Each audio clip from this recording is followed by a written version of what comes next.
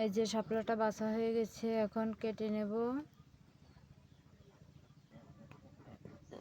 এই যে শাপলাটা কাটা হয়ে গেছে, এবার জল দিয়ে ধুয়ে নেব।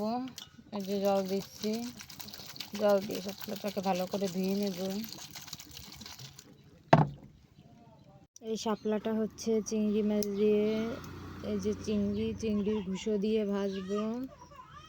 এই দেখো চিংড়ির ভুসো, এটা যে শাপলা। এই যে কড়াইয়ে তেল দিয়ে দিলাম।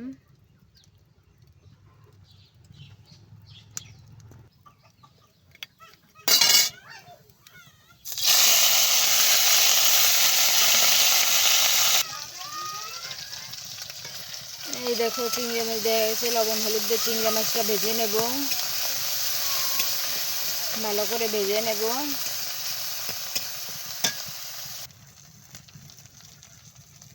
তেলের ভিতরে এবার সরিষাটা দিয়ে দেবো। দেখো সরিষাটা ফুটছে।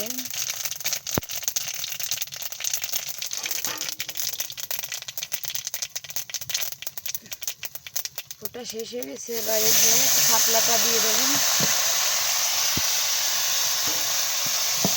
ভালো করে নেড়ে করে মিশিয়ে দেবো। এবার একটু লবণ হলুদ দিয়ে দিই,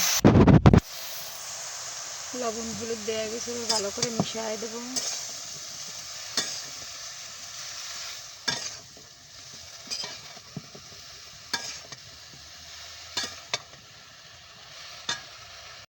এই কাঁচামরিচ আর রসুনটা শাপলার ভিতর দিয়ে দেব।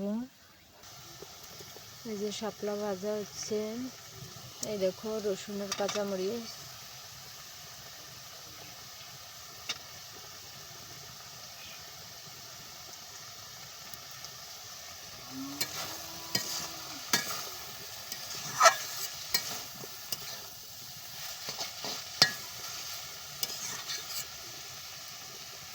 দেখো ভাজা হয়ে গেছে প্রায়,